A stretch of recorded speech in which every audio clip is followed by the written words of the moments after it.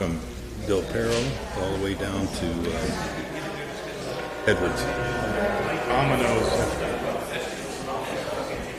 Passed away yesterday and before yesterday. This is Bill next door passed away. John next door. Yeah, I don't even want to talk about it. You gotta move, man. Get the hell out of town. Out of Dodge, buddy. Well, I can have some water.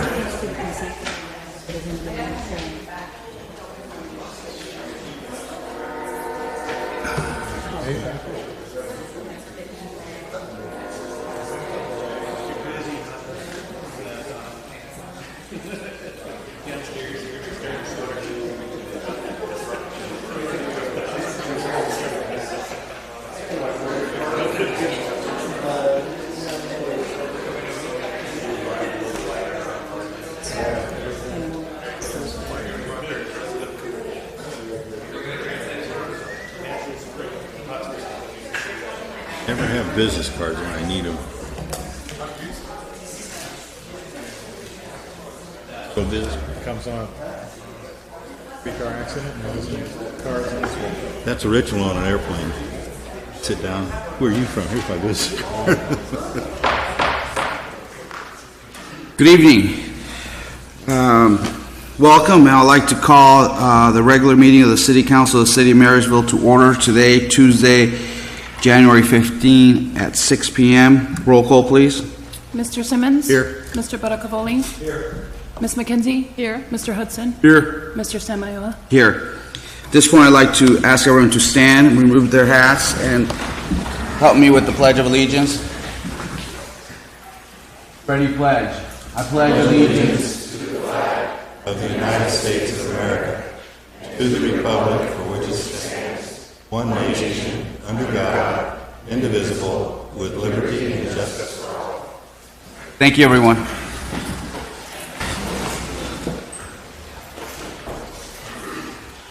At this point, I'd like to ask our city manager, Ms. Brown, if there are any changes to the agenda. There are none. Thank you. With that, I'd like to entertain a motion to adopt the agenda. So moved. Motion on the floor. Second. Motion and second to adopt the agenda as is. All those in favor say aye. Aye. Aye. Motion is approved with a vote of 5-0. We have a couple presentations.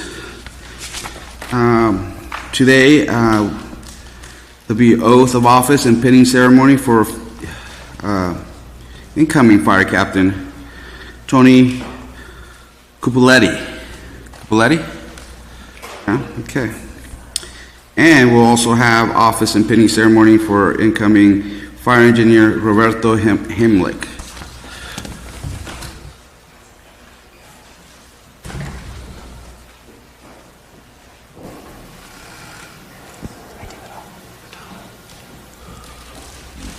Oh,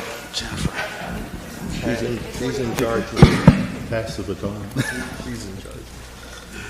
Took care of that pretty fast. We'll start with Captain Tony.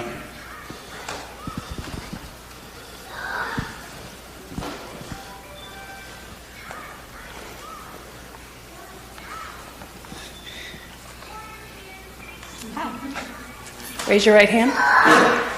Do you, Tony Cupoletti, solemnly swear that you will support the Constitution of the United States of America and the Constitution of the State of California against all enemies, foreign and domestic, that you will bear truth, faith, and allegiance to the Constitution of the State of California and the Constitution of the United States of America, and that you will take this obligation freely, without any mental reservation or purpose of evasion, and that you will well and faithfully discharge the duties upon which you are about to enter? I do. Congratulations. Thank you.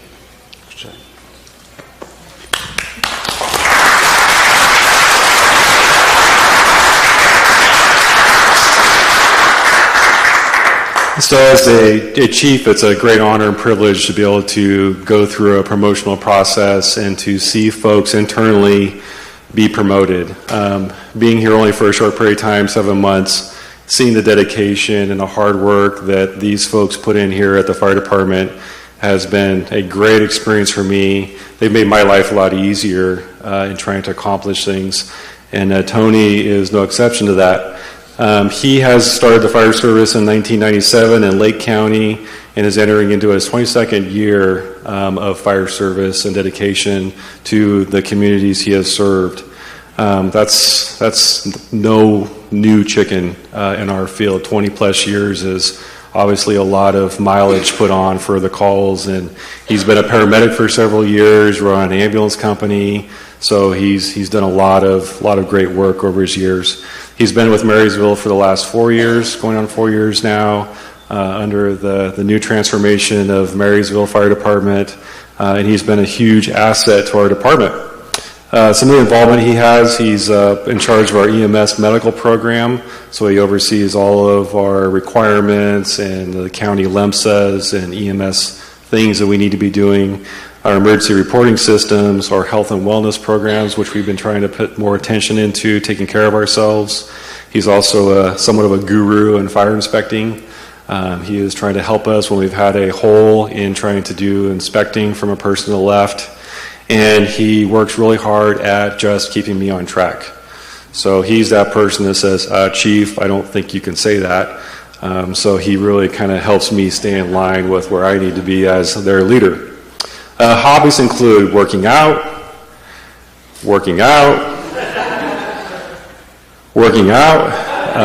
and traveling with his wife, Lisa Beth, who is here with us. They love to travel to Hawaii. They spend a great deal of time over there. They also enjoy Spartan races. They're very athletic, and they like to just do grueling things. We get to follow them on Instagram. Right, Aaron? Yeah, we keep track of them. And we're thinking about entering him into the Titan show, actually, because I think between the both of them, they could probably do really well. And he also enjoys keeping his teeth pearly white. He's our mascot for like that dental commercial that you would see out there. His family is joining us as Mother Judy and Father Bill, and then his wife, Lisa Beth, will be pinning his badge. So if you'd like to come up here. And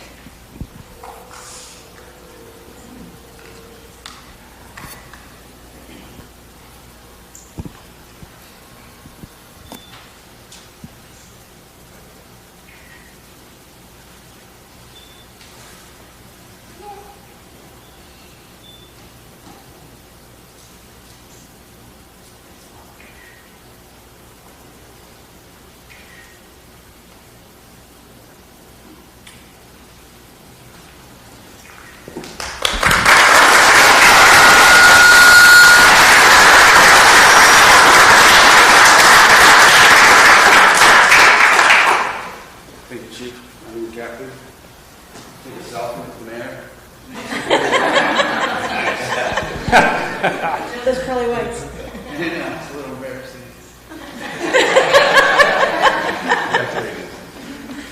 You're good. Roberto, come up, please.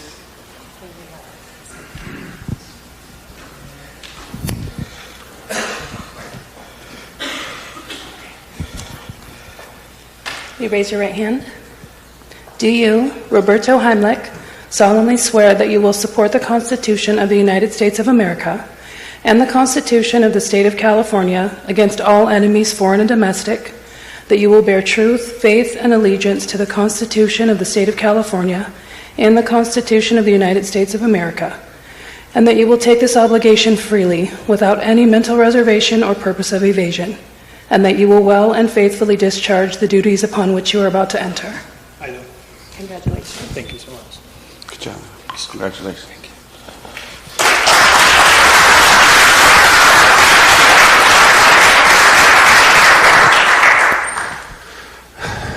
so with Roberto, I rewrote this 5 or 6 times, and I had a lot of fun with it, like 4 times. Then I thought, okay, better make this serious, because Roberto is our trooper in laughs and giggles and having fun. Roberto started in the fire service in 2009 in Penryn, and he's entering into his 10th year into the fire service. He's also been here going on his 4th year with Marysville Fire Department. His involvements include working on our small motors and power tools in our department and assuring that that equipment is ready to be used at a moment's notice in our apparatus. With our older equipment, it takes a lot of tinkering to make sure that things are running, and so he has quite a skill with his mechanical aptitude. He's also in charge of ordering our EMS supplies and, most importantly, keeping us laughing. We haven't figured out really where he's been born or much about his history. He tells us so many different stories that he just keeps us guessing. So we're going to track him down one day, do a blood DNA test or something. But we have his family here, so we're going to talk to them afterwards and get the real story on things. His hobbies include spending time with his family, hunting, collecting vehicles. He's got some really big vehicles, telling stories, and he likes long strolls, not on the beach, but in the dirt. He likes to get his feet dirty. And he's also told us stories about uphill snow and dirt and mud as a kid, so we'll have to validate that story as well. His mother, Catalina, is here, his father, Arturo, his wife, Zoe, and his beautiful daughter, Sophia, which he adores. He talks about her all the time. And his wife will be coming up to pin his badge, Zoe, and maybe Sophia? No? Maybe?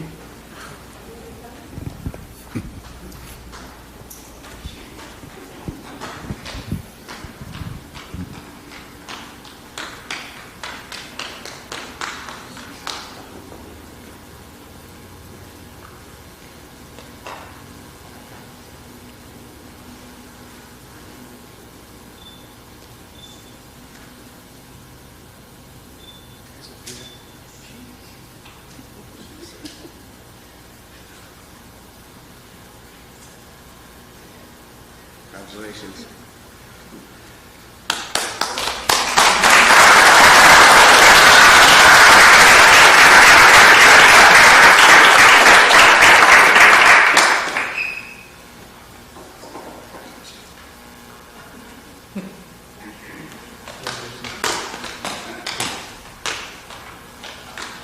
It's so short.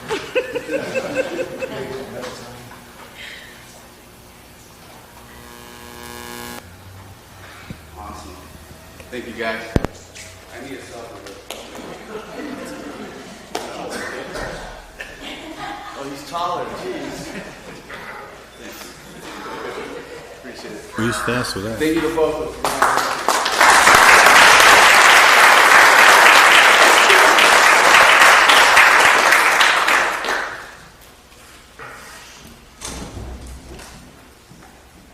Business.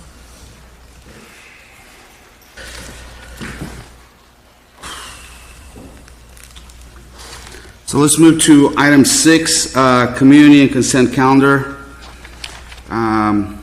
We're asking individuals wishing to address the city council concerning any items on the consent agenda or matters not already on the agenda. We invite you to make oral comments of up to 3 minutes. When you are called, we ask you to please go to the podium, give your name clearly for audio recording. We request to address your comments. We request that you address your comments to us, the council, and not to the audience. We inform you that by state law, the council is not permitted to undertake any action or discussion on any items not appearing on the posted agenda. If you'd like a response from us, we do ask you to please fill out a speaker's card, and you will be contacted within the next few days. Any members of the community like to make a comment?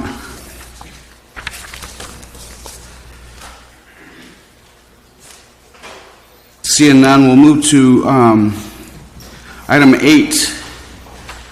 Item 8 are items in our consent agenda. All matters on the consent agenda are considered to be routine and therefore approved by one motion, unless any member of the council or city manager would like to request that a matter be removed from the consent agenda for separate discussion. I know Councilmember Buttercoboli is interested in pulling. I'd like to pull C, D, E, and F. C, D, E, and F. And then with that, I'd like to entertain a motion to approve the remaining items A, B, G, and H. Is there a motion? So moved. Motion, is there a second? Motion is second. All those in favor say aye. Aye. Aye. Let's move to item 9. This is a public hearing, ordinance amending portions of Chapter 5.12 of the Marysville Municipal Code entitled Cannabis Business Tax. The recommendations is to hold a hearing and receive comments regarding the amendment of Chapter 5.12 of the Marysville Municipal Code entitled Cannabis Business Tax. Actions may include approval and a motion to waive the first reading and introduce ordinance number 1411 for second reading. This comes from our interim finance director, Ms. Jennifer Siski. I'll say it one day. Sorry. Apologize. That's okay. So good evening, Mayor, Vice Mayor, council members.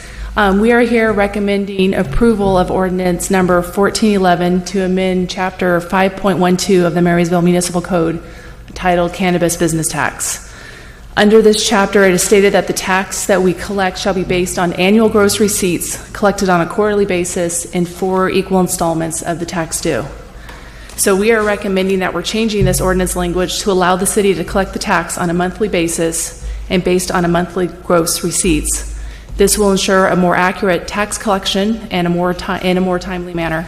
And overall, it would reduce the tax calculation and collection burden for both the dispensaries and the city staff by regulating the tax over a shorter time frame and improving the city's cash flow. Any questions?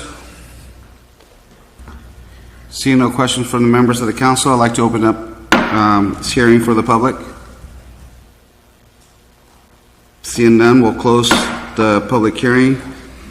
Any comments? I'd like to have a comment. Yes, sir.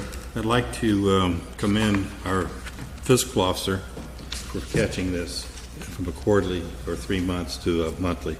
Outstanding job protecting the city revenues. Good job. Any other comments? Yes, ma'am. I'm happy that we reduced that to a month because I was concerned about that amount of cash accumulating in any place or having the transfer of that money happen on, I hope it's large sums. How much would accumulate? That's a lot of money possibly being transferred.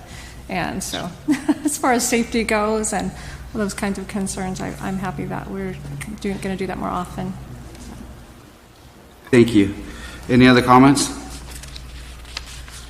I always get these. We need 2 motions. One will be to waive the first reading. Is there a motion to waive the first reading? Motion? Motion is second. All those in favor say aye. Aye. Motion is approved with 5-0 to waive the first reading.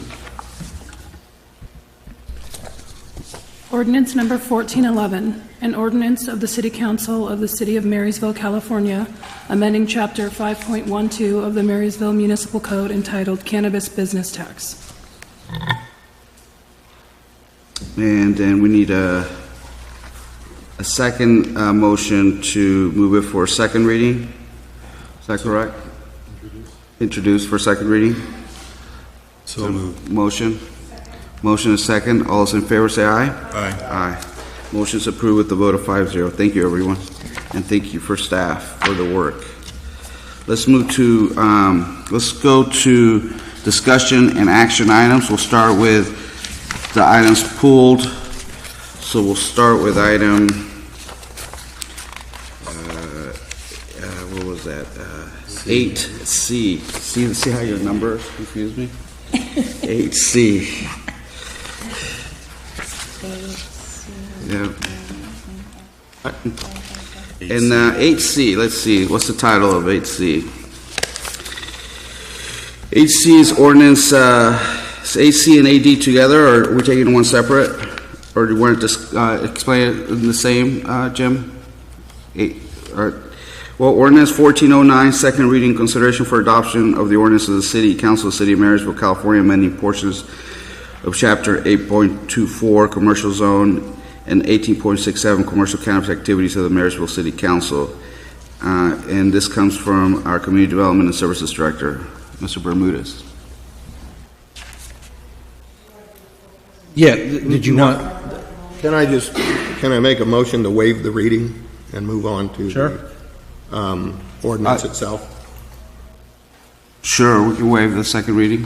Is that okay? There's motion to waive the second reading. Is there a second? Second. All those in favor say aye. Aye. Aye. Is there a particular questions, council member? Yeah, I didn't want this on it because I don't like the way we've come about this. I don't agree with putting it into covering the whole C2 our whole C2 of the town to be this allowed in. So I'd like to see the use table stay at a C3. I know we have an interested party that's got property in C2 that if there's a way we can work with them on the single piece, but not to adopt that the laboratory use can be in all of the C2. Okay, thank you. Any other comments or questions? If I might, Yes, sir. you know, we have the medical and arts quarter, and if we don't zone this accordingly, then that'll exclude that from any type of marijuana activity or recreational marijuana if that comes to pass.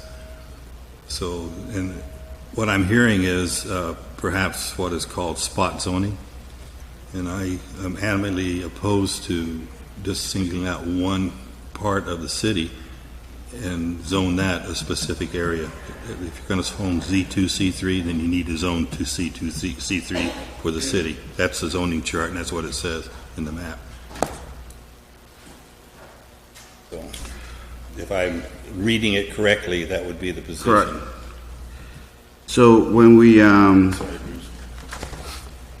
I still want to clarify, this motion is for ordinance 1409. That covers C and D, AC and AD in the agenda. Yes. And so what's the difference in D? Is there questions in particular to D, Councilmember Baracovoli? Or are you... That was my point. C was the reading. D is where we've come up with the use table of putting. Oh, I see. Wants the waiving. C2 Thank you. and C So now we're 3. adopting. Okay, appreciate Waive it. the reading, not the adopting. Thank you. So we passed C. Now we're looking at D, adoption ordinance. Any other comments from the council? I think it's Oh, okay. Go ahead.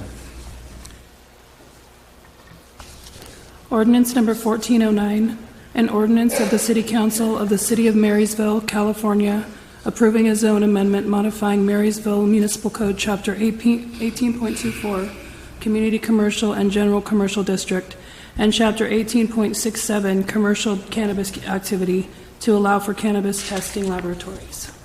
Thank you. So we separated the reading and the adoption. Any other comments? I'll just reiterate my comment, so now that we're in the right place, I think. Okay, thank you. The proposed use table is showing it in C3 and C2 with use permit in both of them. I do not like the way we came about getting it into the C2, and I'm not happy with that. Therefore, I feel that it should only be in the C3 with a use permit. And I'm making my point on what I feel with this ordinance at this point. Okay. Thank you. Any other comments? Any comments from the public? Seeing none, I'd like to entertain a motion to adopt the ordinance. Okay.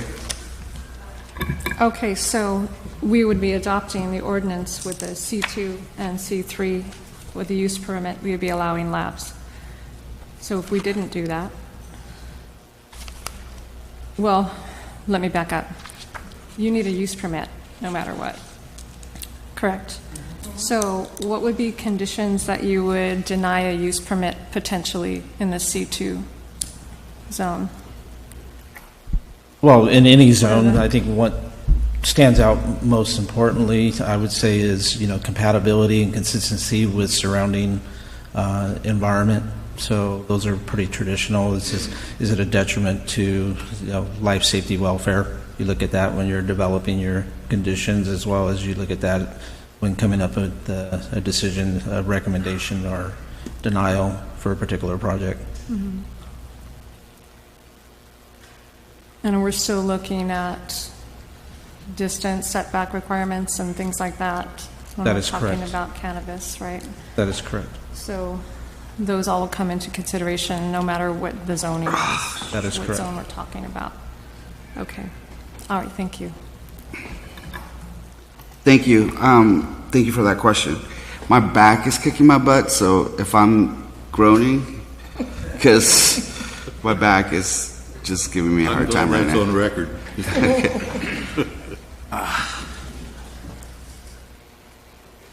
Okay. Thank you for that question. I think bottom line, I think part of your question also, kind of underlines the fact that it still goes into the planning commission and they can take a look and take it, if there's some issues related to that, and the public or neighbors can take, bring it to the planning commission if they have any comments, if they feel their health and wellness are being diminished. And so that's what the planning commission is there for. So, sure. Would you like to elaborate at all on your concerns about how it came about? Because I'm trying to understand is that your own objection about how it happened, or what might potentially happen because of the use permit in that zone? I think it's a business that should stay in a C3, which is a little bit more restrictive. Mm-hmm. Okay. The problem I have with that, we're adding the C2, and I was on the planning commission when it was approved, and I've said this before, I agreed with it at the time, mm-hmm. For the sake that it still required a use permit. Mm-hmm. But what I don't like about the fact is that at the time we were making this decision, we were presented, had a presentation from a good company that wants to use a piece of our property, or wants to purchase a piece of Marysville property and open their lab. Mm-hmm. And at that time, it was amended because this piece was not in the C3. Mm-hmm. I thought that was an improper way to change the whole city zoning for the sake of one business. And that's how it was, that's the way I felt it was presented to us. I also, along with that, feel that we're opening up the city to a huge area when we do the C3, C2. Mm-hmm. So I have no problem with the lab, and I have no problem with this piece of property if this is what becomes of it. What I have a problem with is the fact that we turned to amend it to change all of the C2 added to this ordinance for the sake of getting this business in place. And that is how it was done at the Planning Commission. Mm-hmm. So I have a concern that we've opened up this much area within the city limits. And so, just for folks to kind of understand what you're saying, sir, and they can't see the map, but you have a map in front of you, council member, mm-hmm. And so C3 is the commercial area, the reddish area, and C2 is the central business, which is the more orange area. Right. You can see that, in many areas, is the same block is a C2 and C3. If you look at between 8th and D, 8th and 9th, on C and B, half of the block is C and half of the block is C2 and the other is C3. So, they interact. It's not like we're talking about these huge amounts. And the fact that there is a user permit, the Planning Commission will be able to evaluate, and the public will have an opportunity to give comment in case the neighbors feel that that's going to keep them from, or mitigate or take away from them in somehow, shape, or form, and something needs to be mitigated. That's what the user permit is for. So it's not, they don't just get to use it without going in front of a Planning Commission. So I'm okay with that, for that reason. Mr. Mayor, the bigger issue that I have with it is the fact that we're setting a precedent of anytime somebody comes in, if we need to change a zoning for them, we just change a zoning. And that's what I feel the precedent being set here is. Well, I don't think this is the precedent. I think it happens all the time. It may. Yeah. No, it happens. This is not the first time as a council member that we've changed zoning because there's, industry coming. We did it for cannabis. Right? We did in the whole zoning for cannabis. So it's not the first time. So we're not setting the precedence. Okay. Yeah. I have further questions for Mr. Bermudez. Because I know Mr. Simmons mentioned spot zoning, and so can you talk to us about that? Like, describe the difference between what spot zoning is and what might be happening? And we can clear up with staff, but basically, if you were to take a particular block, let's say the post office, which is on D and 4th. Well, I understand it. I was just like that for the benefit of the rest of the council and the public. Well, I'm sorry. Did you want to? I would just, because I feel like we need to have some clarification on several things on this topic. So I'm asking for discussion.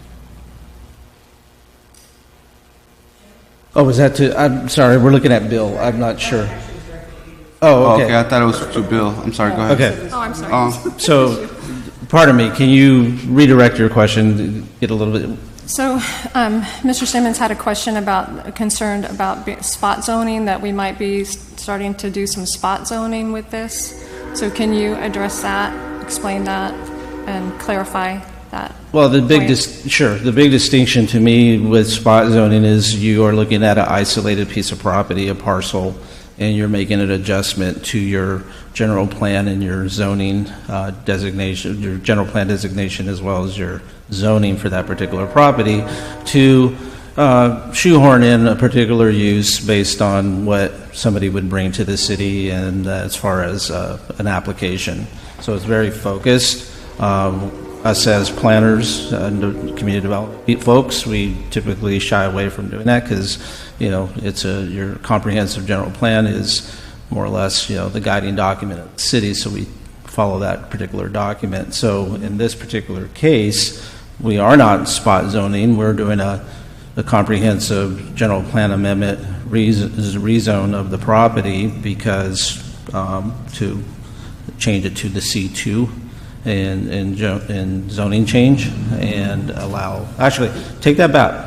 What we're doing is we're actually making the land use appropriate within the actual area. So there's a big distinction. Right. Sorry. It's not so we're just we're expanding the use, correct, in that zone to include that, and then we're also changing the ordinance to include the C2. Correct. And My apologies. The use in both of those. So it's different than sticking C2 in the middle of a C3 or something else. Correct. In the middle of it. That didn't make sense, right? Yes. Okay. So is that what you were concerned about? That's right. That's not happening. Your concern is not happening, right? No. That's correct. So, trying to think of what else. Any other questions? I just want everybody, I don't want there to be, upset about something that's not happening. So would you suggest that it would have to go back to the Planning Commission for them to relook at it, bring it forward to the Planning Commission as a whole C2? Do you want to do this in the C2 as well, or? No, I don't want to see it go back to Planning Commission. They've already proved that to go this way. Yeah. So I wouldn't want to see that. I would like to see it amended that the C2 is not included in it. Because of the way it happened at the Planning Commission. So is there somebody who can clarify what happened at the Planning Commission so you felt like maybe something... No, it's not the way it happened. I'm sorry. It's not the way it happened at the Planning Commission. I'm sorry to say it like that. The way I feel this came about, well, maybe it was, you want to use that way at the Planning Commission. The way it came about, it was presented to us that we were looking for a place to put laboratories into our use table, our zoning table. And we didn't, it's nowhere because it's brand new. So it was presented to us to put it into the C3 with a use permit. And that's the way it was brought to us. Then, with a presentation of a company interested in a piece of property that was right next to the C3, which nobody realized they were C2, it was amended to add the C2, still with a use permit. Who amended it? Which will allow it. Brad a member of the Planning Commission. Member of the Planning Commission, yeah. So then it was amended, and after my thinking on it, I felt that we made a pretty major made a pretty major decision putting this on the use table for the sake of one company coming in needing a piece of property that was borderline to a C3. But what was the And vote on I just didn't that? feel that was right. So But what was the vote on that? it was 7-0. It was 7-0. No, I'm sorry, it was not. It was not. There was, I believe it was either 5-2 or 6-1. I'm sorry. But I said I did vote for it at the time, Right. looking at that. But at this point, I feel it would be best used. I mean, it's a little tough with this cannabis because it's so new to us, and we seem to be. And I understand that we change zoning for the sake of different businesses when we want to bring them in, but. We've already made the C3 designation for the basic cannabis industry that overlaid on top of all of the M1. So we enlarged the area for it. I'm assuming it could probably go into the medical arts district because I think the zoning has been waived on that to some extent. So it can go in all the C3, all the M1, and all the medical arts. And now we're opening up another piece, and I felt it was a favoritism to a company that was coming in. I didn't think that's right after I, rethought about it. At the same time, I want to make sure that I'm not against them coming in. I'm not against them being with this particular piece of property. I just felt this was the wrong way to go about it. Through the chair. Yes, sir. With respect to your point of view, Bruce, I appreciate that. I don't necessarily believe that we had any favoritism for that particular company. I mean, your perception of the situation as it was presented to us that evening, I could see through your explanation how you might believe that, but with respect, I don't think that's the way it happened. We were looking at the fact of the matter that a laboratory wanted to open up in that particular zone. So we were looking at the idea of it being a laboratory going into a C2, C3 type situation, regardless of the fact that this laboratory happens to do this particular kind of product, majority, it's a laboratory. I believe when that was presented to us, they had already bought the property. That, I don't know. And Is that correct or incorrect? I don't, yeah. Not bought the property? Okay. I believe that they were, apologize, yes. So I believe that with the information that was presented to the commission at that point, it was a motion that was valid with the information that I felt I had at that particular time, which is why I made that motion. I still believe that right now. I don't know if they've actually purchased the property. That hasn't been said to me or presented, and I haven't read that or anything. Regardless, it's a laboratory, it's a business that wants to come into Marysville. Let's entertain the idea of changing the zoning for it. The type of business, not that business, that type of business. Thank you. I'll have to disagree with you, but that's okay. Respectfully, I get it. Is there any further comments or questions? Yeah, I'd just like to make an add-on, if I might. Okay. This testing facility is just one adventure that we've undertaken when we approved this whole project. The distribution network, which will have to be put in someplace. They have to have an office. If we issue a business license for transfer distribution, they have to have an office in the zone that will allow that. So it's not only the testing, it's the distribution, as well as other areas that the cannabis industry supports, which, as you well know, we do not have a recreation retail activity in the city of Marysville. It's all wholesale. So if we want to be in the business and stay on board with what's happening in this new industry, then we have to make sure that our land use elements and our land use is appropriate to facilitate that. It's not a moral issue, as I said before. From day one, it's a business decision. So that's my vote. And I'm not disagreeing with anyone in here. I'm just saying Bill Simmons feels this way about it, and I have consistently voted that philosophy. So thank you, Mayor. Thank you. Thank you for the cushion. The what? The cushion's actually working really well. Tell you, brother, you listen to me. When you're 82, you got to have all the apparatuses you can have. Any other comments or questions? Thank you. Is there a second? Motion and second. Roll call, please. Mr. Simmons? Aye. Mr. Buttacavoli? No. Ms. McKenzie? Mr. Hudson? Yes. Mr. Samayoa? Aye.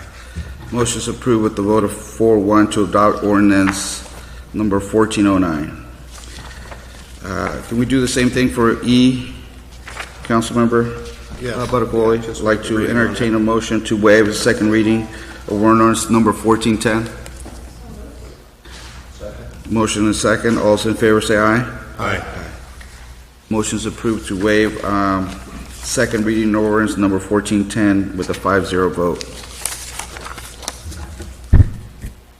Ordinance number 1410, Oh, I'm sorry. Go ahead. an ordinance of the City Council of the City of Marysville, California, amending portions of Chapter 6.04 of the Marysville Municipal Code entitled Sewers and Sewage Disposal. Thank you. Staff recommends a motion to adopt ordinance 1403 to amend Chapter 6.04 of the Marysville Municipal Code, Sewers and Sewage Disposal. Is there a particular question, Councilmember Buttacavoli? The reason I wanted to discuss this is I think there's, if I'm reading it correctly, and Jim, you can let me know, if I'm reading it correctly, we're in a situation where if there's multiple use onto a single sewer lateral, if there's issues within that, then the expense is brought back to the homeowner, and that expense is brought out. Let me go back a step. The issue is that we have multiple use into one lateral, if I made that clear.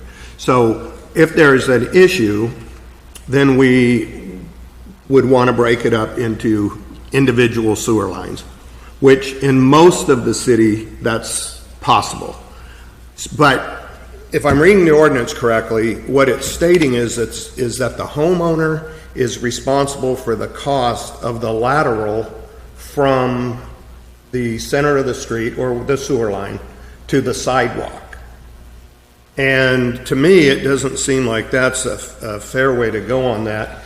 I do believe from the house to the sidewalk, just as in a water line, if there's a water line issue, that's why they have the water line insurance, is the homeowner is responsible from the house to the connection. This seems like this could be pretty excessive for a homeowner. I know I just put one in. I spoke with Marty about this today. I just had one put in where I tied it into a lateral. It was a new service, so I knew it was my expense to put in a brand new service. But we're talking about somebody that's in a home, could have been there for who knows how many years. Their sewer line ends up with a problem, and now they're stuck with not only fixing their own line, but they're also stuck with paying for the lateral to be put in. And so that is what concerns me, is that portion of the expense, not the house to the service. Yes, Councilmember. There may have been a little confusion in the ordinance. Our ordinance does not direct existing uses that have issues will then subsequently have to have an independent connection. Any new development, any new residential or commercial structure that does not currently have connection to our public sewer system would be required to put in an independent private sewer connection from their property through a lateral to our main line. For those situations where there's an existing sewer with multiple property owners, what we're saying in our ordinance is that from the outside of that main line, if there's any issues in that main line, it is the city's responsibility to resolve those. But outside of that, the lateral and the independent connections to that lateral, which is part of the private system, is a responsibility for maintenance and repair of the private property owners, and it's not part of the public sewer system. So if something from the sewer to the connection, the lateral is yes, the homeowner's responsibility? Outside of the main sewer line, it is traditionally the homeowner's responsibility. It is usually simpler when it's a system that is independent to one homeowner to one connection point. Mm-hmm. The complication is when you have multiple homeowners to one connection point and one has the problem but the others feel the problem. Mm-hmm. So ultimately it's the private property owner's responsibility as a group to come forward, repair, maintain, and then recoup any costs associated. Yeah, I'm confused because one you said this is to new development. Yes. not existing, but where would there ever be a case with a new development where it was tied in? It would not. That's what we're putting into the ordinance, is that that any new development that's connecting to our public sewer will have a single independent line. On any new development? On a new development. So, let me ask. If Bill and I are on the same one together, and he wires into my service, and his fails, then can he still connect back in, or does he have to now put in a new service, and then will he have to pay for the lateral? No, he can repair that exact connection. We're not forcing him to do it. It may be opportune at that time to do that because it takes away the neighbor versus neighbor issue and the civil issue of that. But that is voluntary for existing sewer.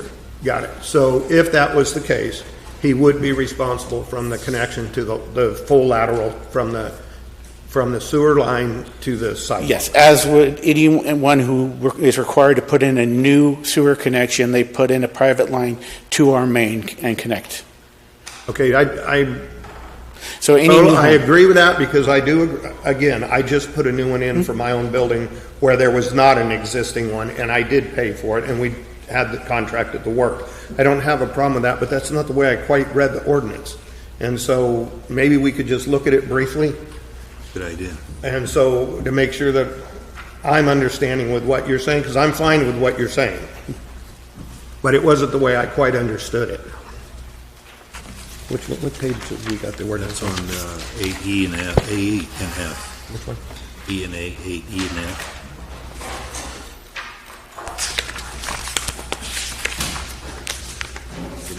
A and E, right? Yes, it's all on E. Okay. So, for my clarification, laterals are privately owned. The lateral connections are privately owned. They're not part of the city sewer system. That's period. That's what I think he's saying. Yes. Yes. Okay. That it is privately. So if two people are in the same lateral, still not the city's responsibility to fix any issues within the lateral. That's correct. That is correct. Correct. But what I understood was if there was repairs that had to be done On the lateral or on the main system? on either, Well, on the main is our issue. not on the main, I'm sorry, on So- the lateral or the house connection. Well, the lateral is private issue, so it's between the landlords that maybe join on one lateral. So it's like a fence. Here's what I don't want to see happen. I don't want to see the homeowner forced to have to put in an additional lateral. Now, what Steve has just said I is that see. they are not forced, that they can repair it. Only new developments will be forced to join the main on a single lateral.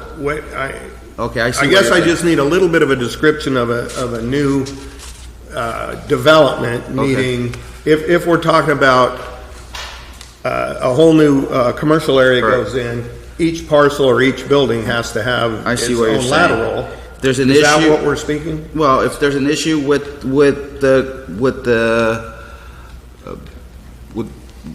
the mutual lateral, and then the city can say, well, you're gonna have to create your own lateral directly to the sewer. Is that what you're saying? That you want to make sure that that's not what it's saying? Yes. That the fix. And what I just understood was that if there's a Y connection into a lateral, that can be repaired and you can continue with one sewer. Yeah, I think that's what they're saying, right? Correct?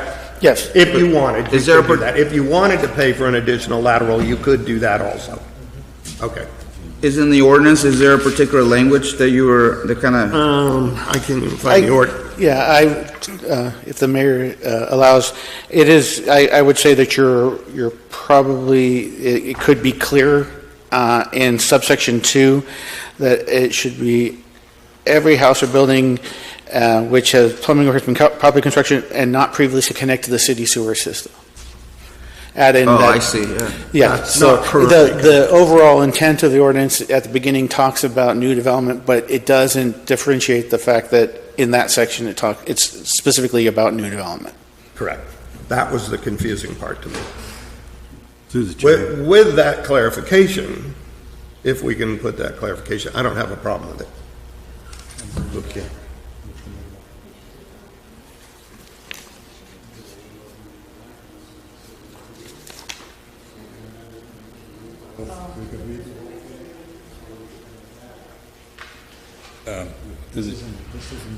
Go ahead. You know, reading the discussion and analysis while legal's talking to our city manager, the second sentence in that paragraph specifically addresses new, absolutely new. And anything above that addresses old. And I think But I think the ordinance, I think Councilman Barcola has a point, that two can be interpreted by someone, maybe Jim, it's not here anymore, and someone else comes in and interprets it and says, off the street, says, well, it says right here, sir, you're going to have to create a new lateral directly to the sewer. well, it says right here only if it's new. It's in the ordinance. New. In the analysis, but in the ordinance itself, in the actual law. Okay, I'm sorry. In the actual law itself. I'm with you. Steve just kind of mentioned, Okay. that language could say, you could interpret it that way. Yeah, we'd want to be as clear as possible. Okay. So thank you, Councilmember Buttercoley. So what's our next steps? We have to bring it back? I would say just bring it back, and we will add, section 2 will read, in the first 2 lines, will read, every house or building in and for which the plumbing work has been properly constructed and not previously connected to the city system, so that will be added, and then we'll bring it back. And we can review that language, and you guys can, perfect. Let me ask one question on that. Yes. When you say not previous, I just want this to be crystal clear, because I don't want to see a homeowner get stuck. I'm going to let Steve worry about that language. So, Okay. And he'll run it by you. Well, then I'm going to run this by you just briefly, real quickly, so we can move on. But when he said that currently not connected, if you have 2 houses on one lateral and one deteriorates, I just want to make sure that that one is considered, that it is already connected. Even though there's 2 on one lateral, they're both connected. I will make sure that the language that is brought forward to council addresses that through very specific discussion on those double connections and those properties that have paid a utility connection fee, regardless if it was to a combined sewer lateral or not, they would be considered connected to the city sewer system. Perfect. Thank you. Good. So this will be tabled to our next meeting. Thank you. So let's move to, I think now we can move to items in section 10. So 10A is all these matters on the section 10 are to be discussed and will be acted on individually. Members of the public may request to speak on any of these items up to 3 minutes when we call you, and we ask you to please also go to the podium and wait to be recognized. We ask you to please state your name clearly for the audio recording before beginning your comments. Let's do 10A. This is resolution authorizing agreement with Gainer Telesystems Incorporated for new phone system. The recommendations to approve resolution 2019-1, a resolution to authorize city manager or the designee to enter into an agreement with Gainer Telesystems Incorporated for any citywide phone system. This comes from our chief police, Mr. Sachs. Sir? Mr. Mayor, Honorable Council, this evening we're before you to approve recommendations for approval of Resolution 2019-01 to enter into a new agreement with Gainer Telesystems to upgrade our city's phone system, as you just stated. Technical support for the city's current citywide phone system that services not only City Hall, police, the fire department, and public works, but it's also in the 911 center. NEC, who's the provider of the equipment for that telephone system, is no longer supporting that system as of December 31st, 2018. This was brought to my attention a couple weeks before the expiration date. And in evaluating the system and working with AT&T, Gainer Telecommunications has lines that run into our 911 center next to AT&T. As you know, our dispatch center is a 24/7 operation.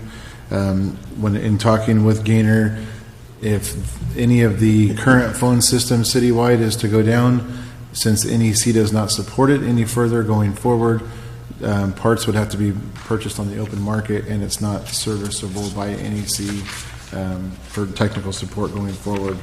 The average life expectancy for phone systems, from what they're telling me, is an average of 10 years. We've had our system for over 18 years, from what they have outlined for us. It is very antiquated. They provided a new quote going forward for us. It also adds two much needed conferencing lines for City Hall. And with that in total, we would request the authorization to, there's two options. We can make a one-time payment, or we can do a municipal lease for zero down for a small amount per month.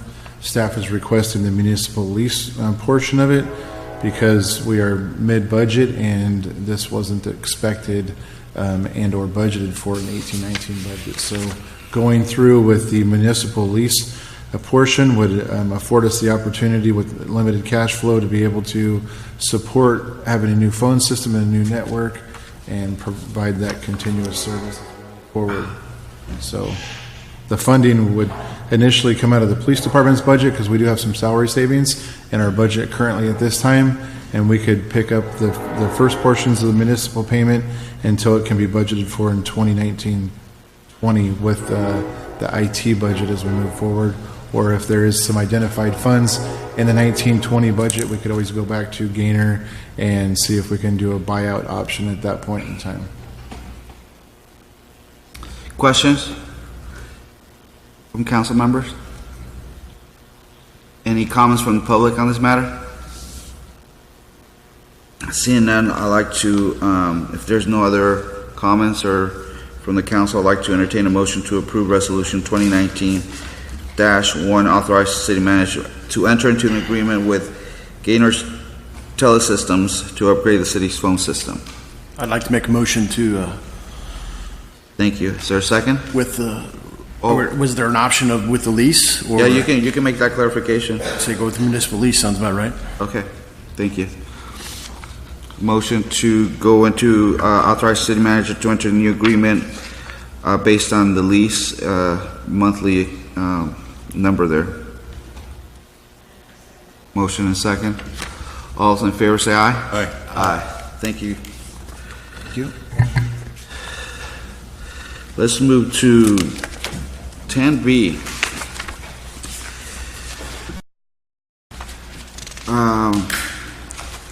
10B is a resolution accepting the housing element 2017 annual progress report. The recommendation from staff is to approve resolution 2019-2 accepting the 2017 housing element annual progress report and direct staff to transmit the report to the Department of Housing and Community Development. This recommendation comes from our Community Development and Services Assistant Director, Mr. Prosser. Sir. Good evening, Honorable Mayor and members of the City Council. The item before you tonight is the 2017 calendar year housing element annual progress report. Each year, every jurisdiction in California is required to prepare an annual progress report for various components of the general plan. It is due by April 1st of the subsequent year. So our 2017 housing element annual progress report would have been due April 1st, 2018.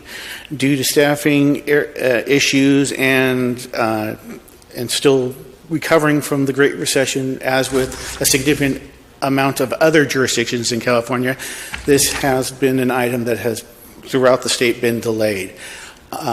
Pursuant to some new state laws that require that annual progress reports are submitted, primarily SB1 and SB2, a majority of the cities that have not prepared them are preparing them and asking for council direction to submit at a timely manner. The housing element, as you would well know, is one of the mandatory elements of the general plan. It provides the direction and policies for the creation and rehabilitation and any additional requirements for policies for new housing, rehabilitation of housing, identifying housing for special needs population. And we provide the housing element report to provide the state with what we have done to date on meeting our housing, regional housing need assessment goals and the policy set forth in this cycle's housing element. The current housing element cycle is from 2013 to 2021. This will be our first annual progress report for this cycle. We share that distinction with about 20% of those agencies in the state of California that are required to present a housing element for 2017. The item before you is to accept the housing element report showing our status and direction on meeting and achieving our housing element goals. And this concludes staff's presentation. Thank you, sir. Questions?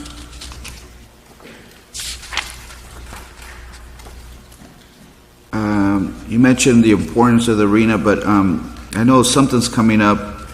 Is that the new state laws that require for these reportings? Yeah, well, the current state law for, SB1 and SB2 require that agencies that can potentially be allowed to achieve those awards must have a current annual progress report submitted to the Housing and Community Development.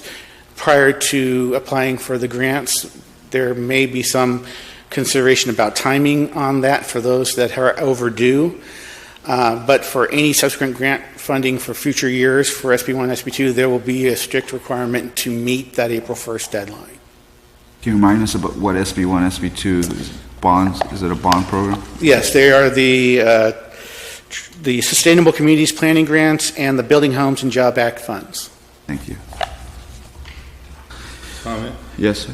You know, this is a very important document for our groundwater sustainability plan, which we're involved in now as a 5-year update. And we're going to be needing to determine in the GSP of what this council, and I'm going to discuss that when it's when it's comments. But the thing is, the housing element will be the basis for us to put our inputs into the GSP, which is a groundwater sustainability plan. And there'll be a segment in there for City of Marysville. And I think this council at one time mentioned they wanted to talk about expansion, population increase in the next 20 years, et cetera, et cetera. And this housing element will be our vehicle by which we can include that into the GSP. So this is an important document. Since the rest of our general plan is so outdated, we can't hardly use it. But this one is current, and it's very, very important. So thank you. Yes. And just for your information, our current cycle, housing element cycle, will end in 2021. We should be ramping up, and SACOG and HCD are ramping up for the next cycle, the next 8-year cycle for the housing element. So the city will be required to update within the next 2 years. Also, new state law, this will be the last time, if you've seen this annual progress report in this form, it's been consistent for the 15 years I have been in this field.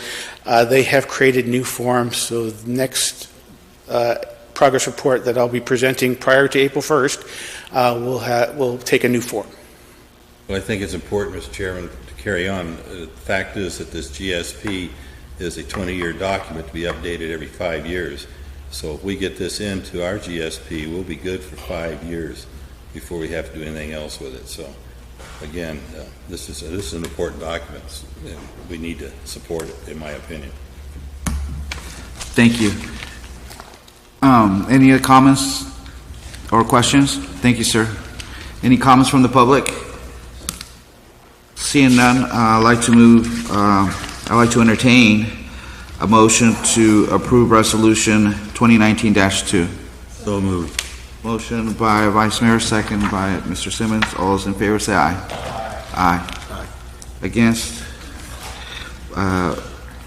Motion's approved with the vote of 5-0 to approve Resolution 2019-02. Any committee reports?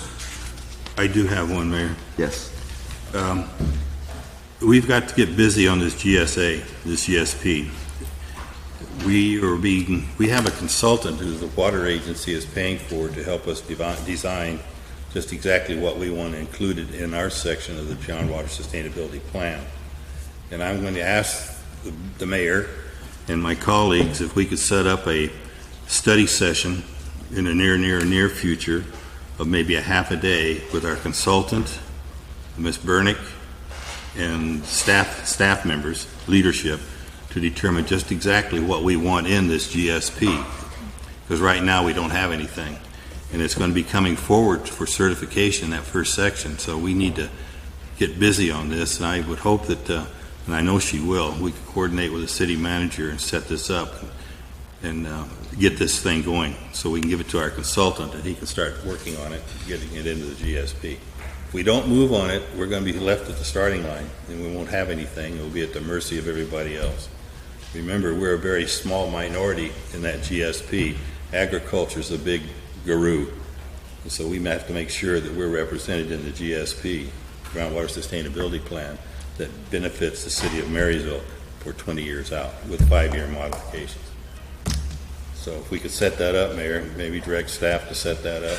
Well, I think it's a great idea. We just want to make sure the water agency is part of it, and because they're kind of. They won't be in part of this. This is our portion, but Cal Water will be.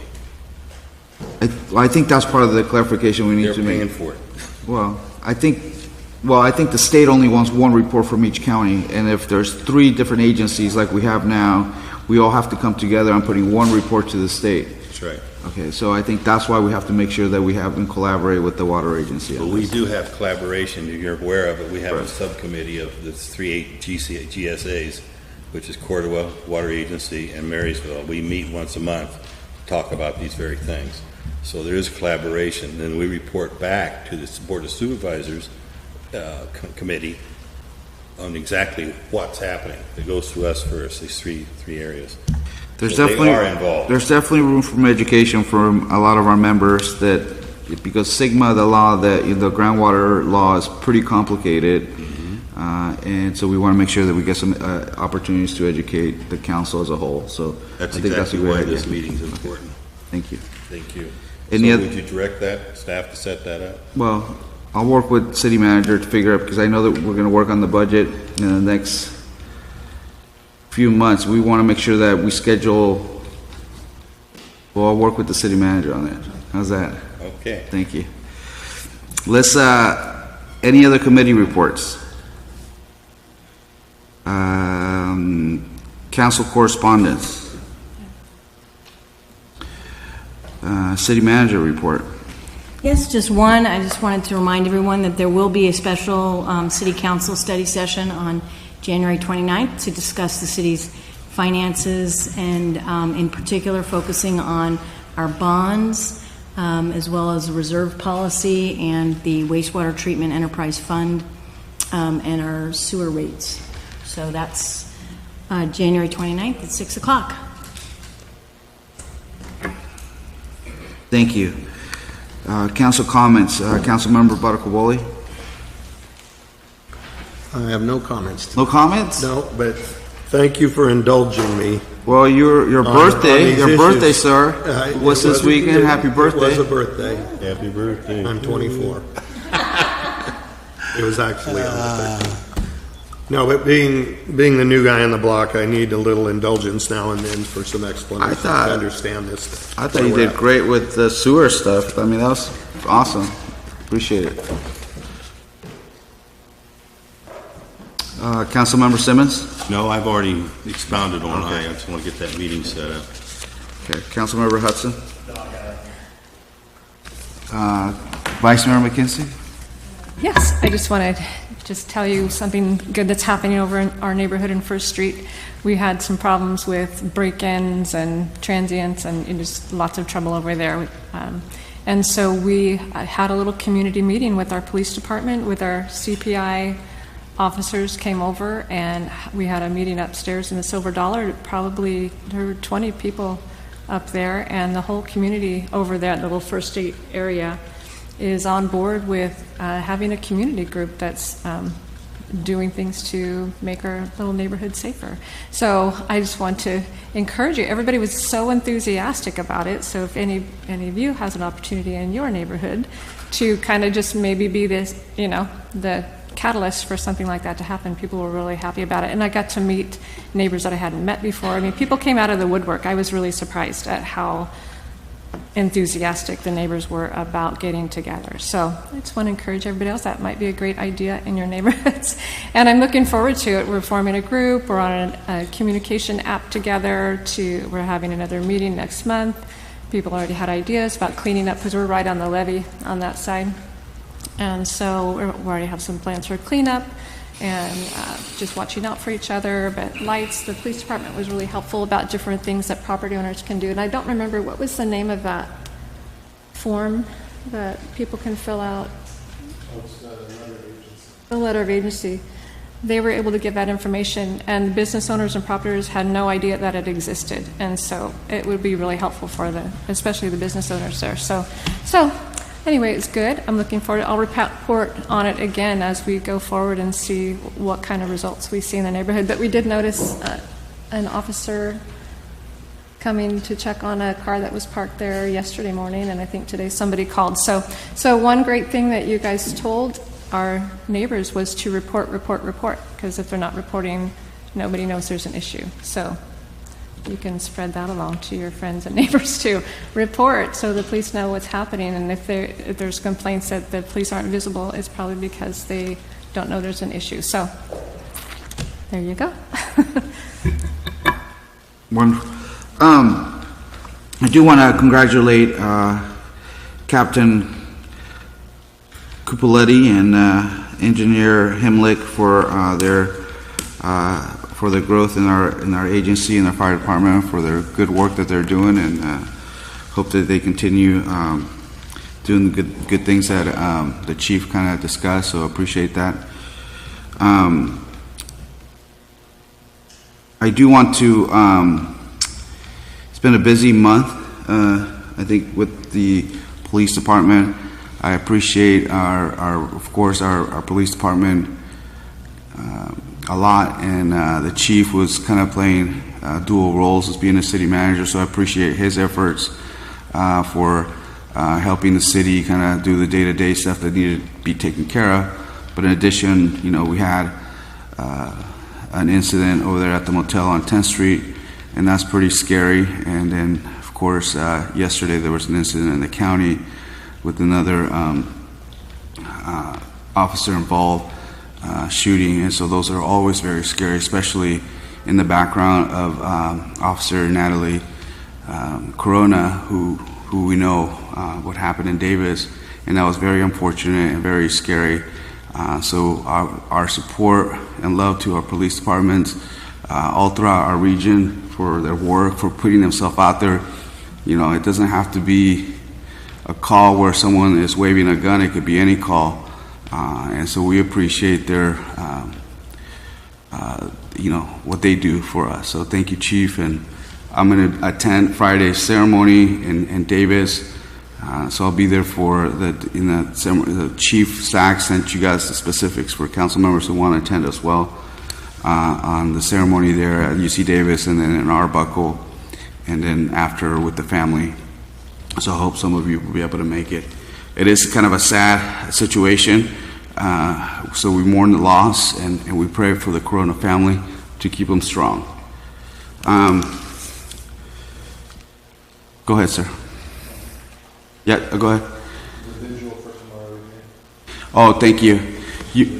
Go ahead. So also Yuba City is hosting, go ahead, sir. Yuba Sutter law enforcement community got together, both sheriffs, myself, and Chief Landon, and they're going to do a candlelight vigil for Officer Corona at Yuba City Police Department tomorrow at 7:30 p.m. So the mayor of Yuba City will be there to give some wise wisdom for a few minutes, and then there'll be a couple other things that happen, and probably going to be about a 15 to 30-minute vigil at that point in time. The community is welcome to join and attend as well, but my staff will be attending that along with some services, family services on Thursday, and then Friday we'll be gone to the funeral as well. So just to kind of give you a heads up on what's happening. Thank you. Sir? Thank you. My name is Dale Whitmore, and just real brief, I wanted to thank the City Council for adjourning the meeting in memory of Mike Smith, was a dear friend of mine for 30 years, engineer, and had spent all those years working on flood, high water issues, MHM engineering, and I attended his memorial service, and it was very well done, and he'll be missed.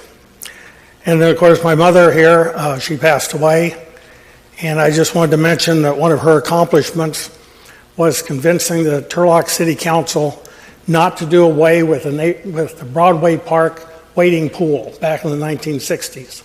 They wanted to put in a rose garden. That wading pool was preserved. It's now been changed to a water feature, so the kids can just play under it like many other parks in the area. But the important lesson there is that the City Council has forgotten or slipped a little bit on remembering that parks are primarily for children, and we got to keep our focus on that. Thank you. Thank you, sir. And I'm sorry for your loss, sir.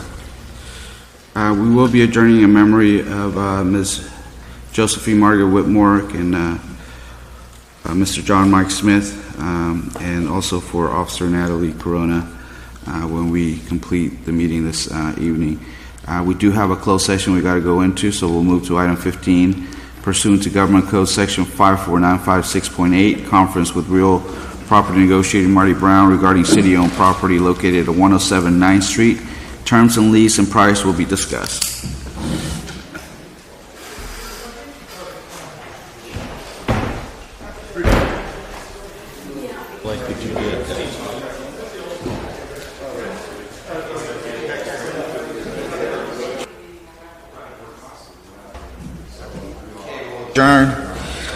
Staff will be given direction.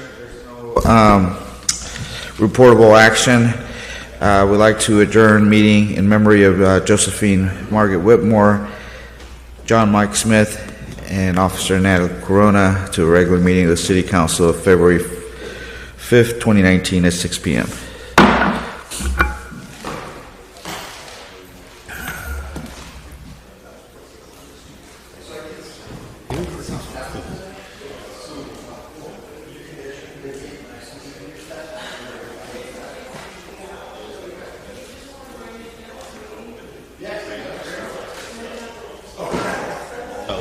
Supervisors. Is it really? Yeah. It's by population for the city council.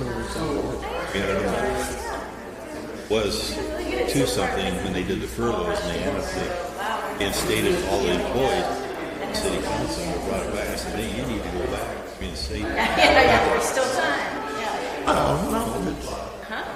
So the $300. Man, thank you for that cushion. I need to bring it back, but I no, leave it there. Leave it there.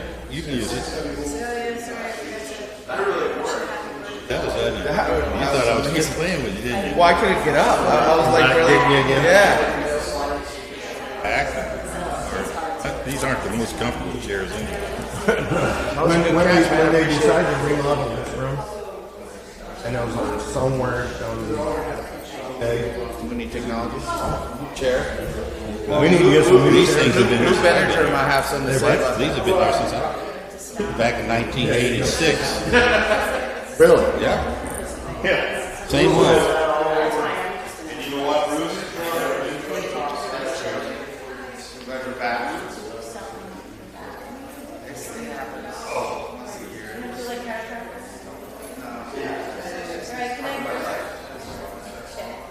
If it gets really bad, it's still get a shot, but Great.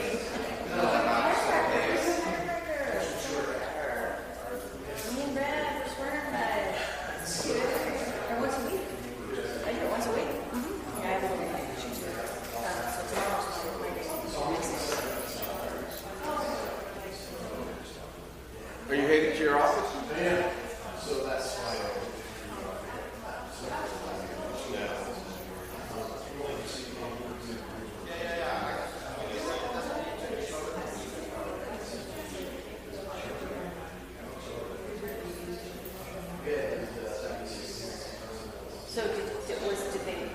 diagnosed us, or was there something that just, because I ended up thinking this and very little cigarette. And so that it's been bothering me for a while, but it's gotten just a lot worse just in the last 2 years. So finally, had an extra, when I was in my career, only an extra down there.